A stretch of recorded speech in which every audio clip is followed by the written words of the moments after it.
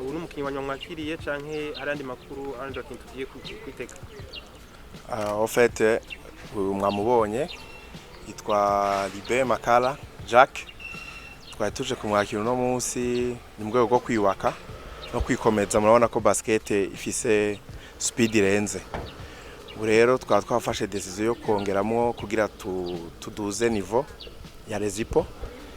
Ama hari n'abandi si uyu wenyene, nejo muzobona uyundi canke no hirya yejo, byose tuzobibamenyesha nk'uko twabibabwiye uno munsi. Tukiraho nyene turabona yuko amahiganwa agiye gutangura bientôt mu kwambere zatangura eliminatoire za ligue, ariko n'ubu hariho n'indi competition. Mbega Rezipo kumutegura gute, twitegeke kumugirira Rezipo uno mwaka? Byo biragoye kubera si twenyene turiko turiyubaka, bose bariko bariyubaka, mugabo turiko turakora ivyo dushoboye. Nibaza ko result izobonekera mu kibuga.